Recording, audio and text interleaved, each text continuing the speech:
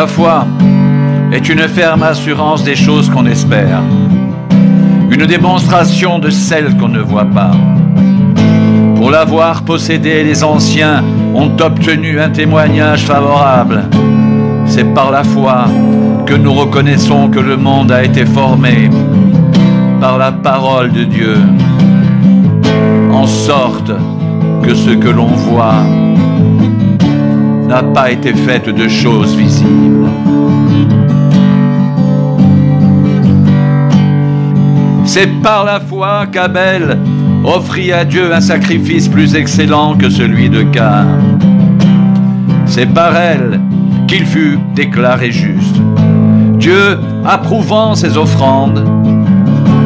Et c'est par elle qu'il parle encore quoique mort.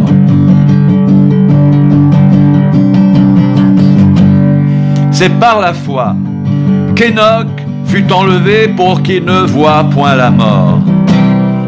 Et il ne parut plus parce que Dieu l'avait enlevé. Car avant son enlèvement,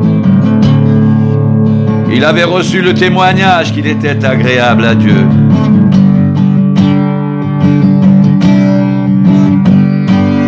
Or,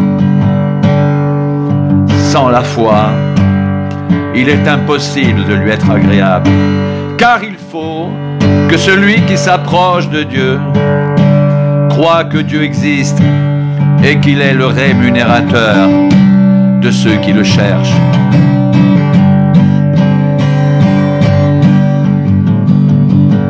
C'est par la foi que Noé, divinement averti des choses qu'on ne voyait pas encore, et saisi d'une crainte respectueuse, construisit une arche pour sauver sa famille. C'est par elle qu'il condamna le monde et devint héritier de la justice qui s'obtient par la foi.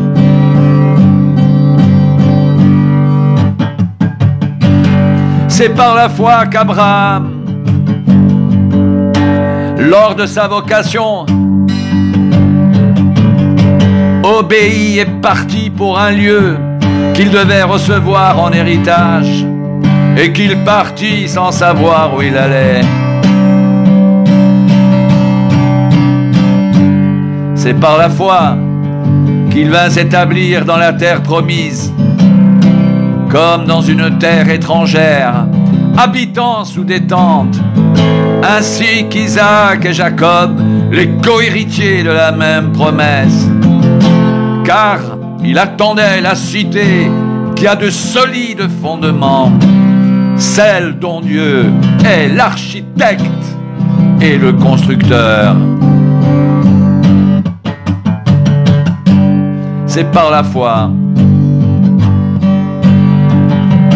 que Sarah elle-même, malgré son âge avancé, fut rendue capable d'avoir une postérité, parce qu'elle crut à la fidélité de celui qui avait fait la promesse. C'est pourquoi d'un seul homme déjà usé de corps naquit une postérité nombreuse, comme les étoiles du ciel, comme le sable qui est sur le bord de la mer et qu'on ne peut compter.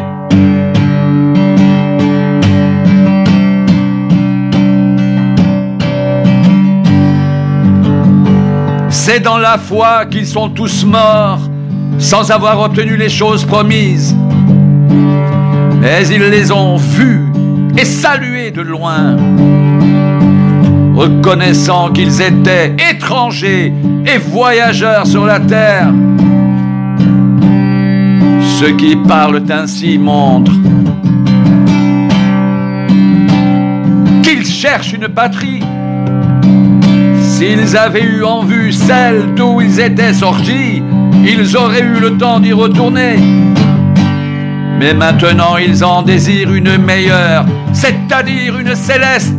C'est pourquoi Dieu n'a pas honte d'être appelé leur Dieu, car il leur a préparé une cité.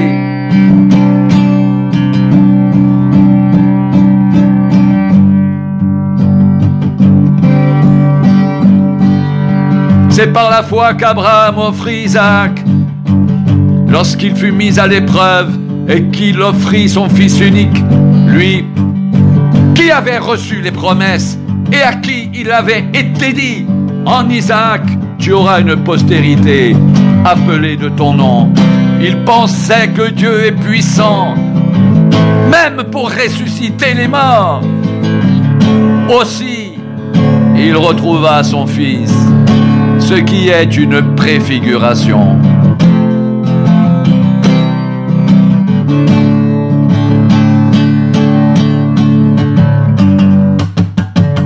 C'est par la foi qu'Isaac bénit Jacob et Ésaü en vue des choses à venir. C'est par la foi que Jacob, mourant, bénit chacun des fils de Joseph et qu'il adora appuyé sur l'extrémité de son bâton. C'est par la foi que Joseph, mourant, fit mention de la sortie des fils d'Israël et qu'il donna des ordres au sujet de ses os. C'est par la foi que Moïse, à sa naissance, fut caché pendant 3 mois par ses parents, parce qu'ils virent que l'enfant était beau et qu'ils ne craignirent pas l'ordre du roi. C'est par la foi que Moïse, devenu grand, refusa d'être appelé fils de la fille de Pharaon. Il préféra être maltraité avec le peuple de Dieu plutôt que d'avoir pour un temps la jouissance du péché. Il regarda l'opprobre de Christ comme une richesse plus grande que les trésors de l'Égypte, car il avait les yeux fixés sur la rémunération.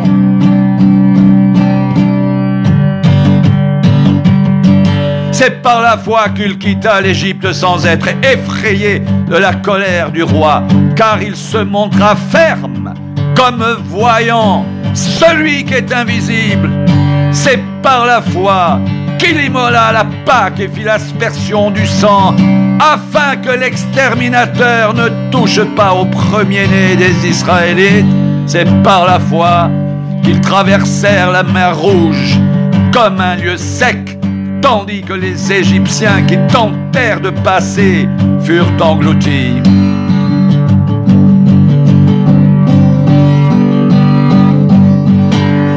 C'est par la foi que les murailles de Jéricho tombèrent après qu'on en eut fait le tour pendant 7 jours. C'est par la foi que Rahab la prostituée ne périt pas avec les rebelles, parce qu'elle avait reçu les espions avec bienveillance. Et que dirais-je encore? Car le temps me manquerait pour parler de Gédéon, de Barak, de Samson, de Jephthé, de David, de Samuel et des prophètes qui, par la foi, vainquirent des royaumes, exercèrent la justice, obtinrent des promesses, fermèrent la gueule des lions, éteignirent la puissance du feu, échappèrent aux tranchants de l'épée, guérirent de leurs maladies, furent vaillants à la guerre, mirent en fuite des armées étrangères, des femmes recouvrèrent leur mort par la résurrection, d'autres, livrés au tourment, n'acceptèrent point la délivrance, afin d'obtenir une meilleure résurrection. D'autres subirent les moqueries et le fouet, les chaînes et la prison. Ils furent lapidés, sciés, torturés. Ils moururent tués par l'épée. Ils allèrent çà et là vêtus de peau de brebis et de peau de chèvre, dénués de tout, persécutés, maltraités.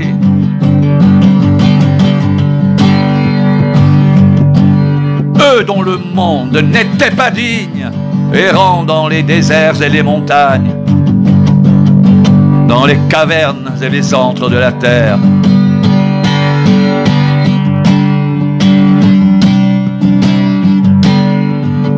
Tout cela, à la fois desquels il a été rendu témoignage, n'ont pas obtenu ce qui leur était promis. Dieu, ayant en vue quelque chose de meilleur pour nous, afin qu'ils ne parviennent pas sans nous à la perfection. Nous donc aussi, puisque nous sommes environnés d'une si grande nuée de témoins, rejetons tout fardeau et le péché qui nous enveloppe si facilement, et courons avec persévérance dans la carrière qui nous est ouverte, ayant les regards sur Jésus qui suscite la foi et l'amène à la perfection.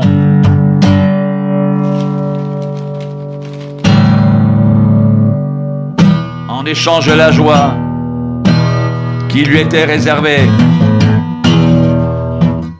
il a souffert la croix.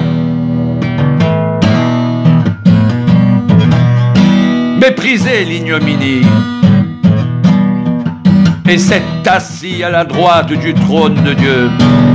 Considérez en effet celui qui a supporté contre sa personne une telle opposition de la part des pécheurs, afin que vous ne vous lassiez point, l'âme découragée.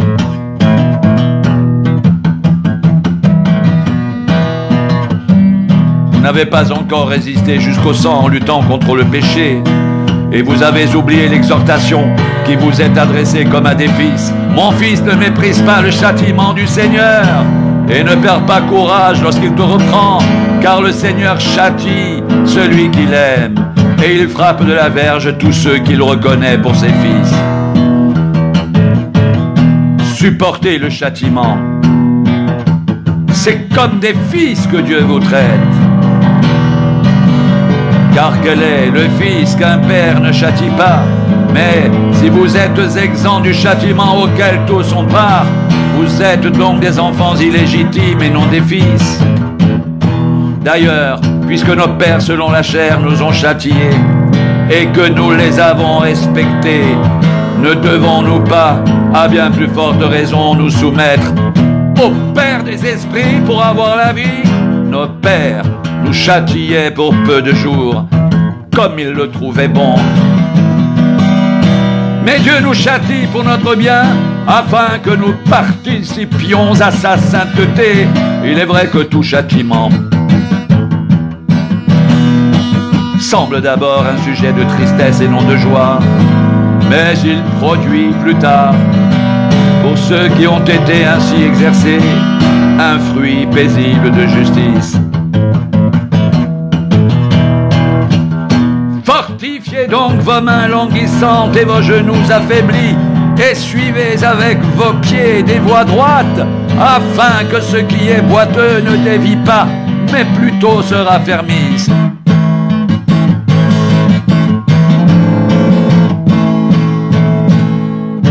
Recherchez la paix avec tous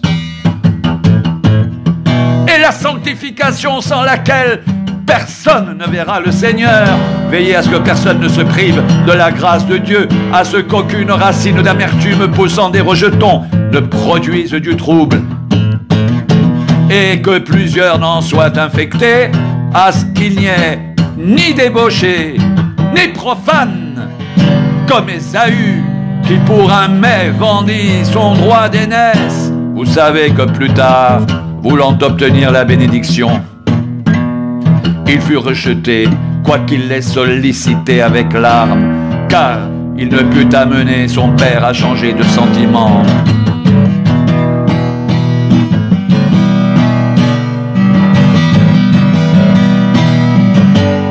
Vous ne vous êtes pas approché d'une montagne qu'on pouvait toucher et qui était embrasée par le feu, ni de la nuée, ni des ténèbres, ni de la tempête, ni du retentissement de la trompette, ni du bruit des paroles telles que ceux qui l'entendirent demandèrent qu'il ne leur en soit pas adressé une de plus, car ils ne supportaient pas cette déclaration.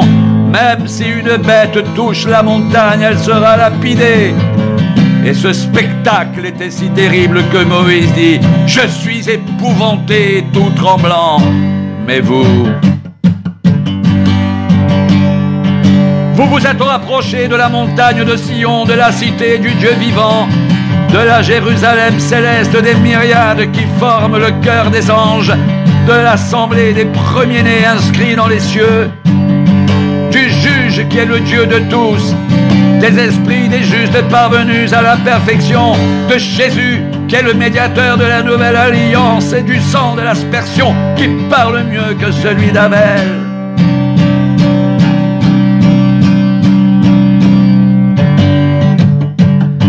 Gardez-vous de refuser d'entendre celui qui parle, car ceux qui refusèrent d'entendre celui qui publiait des oracles sur la terre n'ont pas échappé.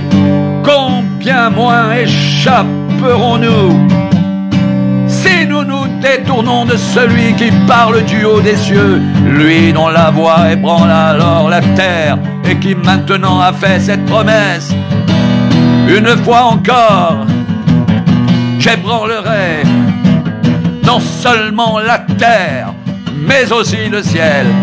Ces mots une fois encore indiquent que le changement des choses ébranlées, comme étant faites pour un temps, afin que les choses inébranlables subsistent. C'est pourquoi, recevant un royaume inébranlable, montrons notre reconnaissance en rendant à Dieu un culte qui lui soit agréable, avec piété et avec crainte, car notre Dieu est aussi un feu dévorant.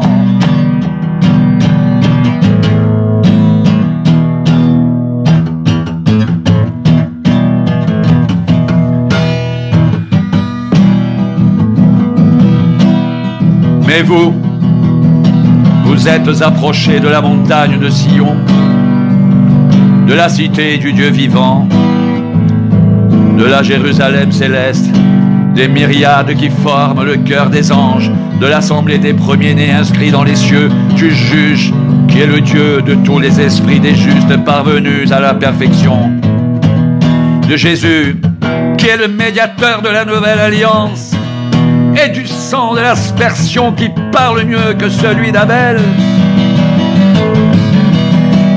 Gardez-vous de refuser d'entendre celui qui parle, car si ceux qui refusèrent d'entendre celui qui publiait des oracles sur la terre n'ont pas échappé, combien moins échapperons-nous si nous nous détournons de celui qui parle du haut des cieux, lui dont la voix ébranla alors la terre et qui maintenant a fait cette promesse? Une fois encore, j'ébranlerai non seulement la terre mais aussi le ciel. Ces mots une fois encore indiquent le changement des choses ébranlées comme étant faites pour un temps, afin que les choses inébranlables subsistent. C'est pourquoi, recevant un royaume inébranlable, montrons notre reconnaissance en rendant à Dieu un culte qui lui soit agréable, avec piété et avec crainte, car notre Dieu est aussi un feu dévorant.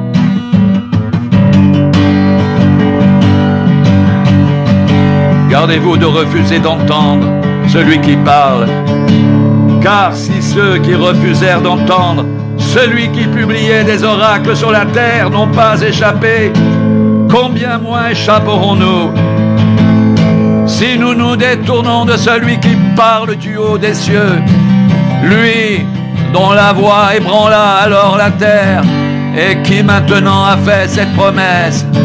Une fois encore, j'ébranlerai non seulement la terre mais aussi le ciel. Ces mots, une fois encore, indiquent le changement des choses ébranlées comme étant faites pour un temps, afin que les choses inébranlables subsistent. C'est pourquoi, recevant un royaume inébranlable, montrons notre reconnaissance en rendant à Dieu un culte qui lui soit agréable, avec piété, avec crainte, car notre Dieu est aussi un feu dévorant.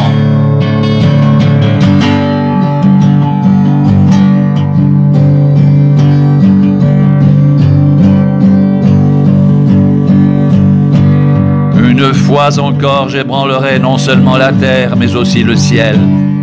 Ces mots, une fois encore, indiquent le changement des choses ébranlées comme étant faites pour un temps, afin que les choses inébranlables subsistent. C'est pourquoi, recevant un royaume inébranlable, montrons notre reconnaissance en rendant à Dieu un culte qui lui soit agréable, avec piété et avec crainte. Car notre Dieu est aussi un feu dévorant.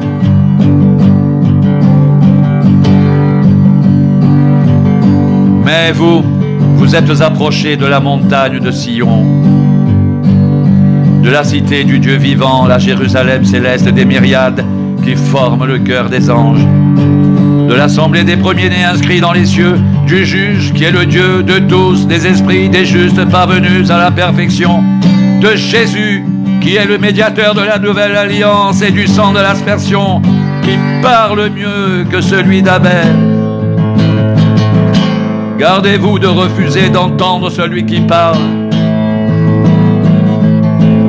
Car si ceux qui refusèrent d'entendre celui qui publiait des oracles sur la terre n'ont pas échappé, combien moins échapperons-nous si nous nous détournons de celui qui parle du haut des cieux, lui dont la voix ébranla alors la terre, et qui maintenant a fait cette promesse.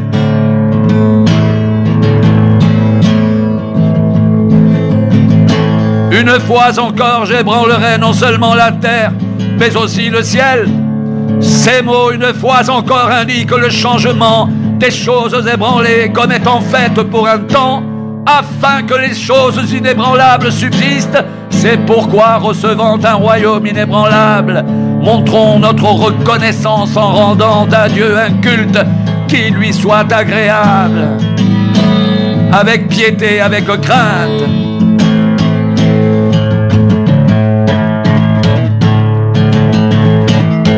Car notre Dieu est aussi un feu dévorant.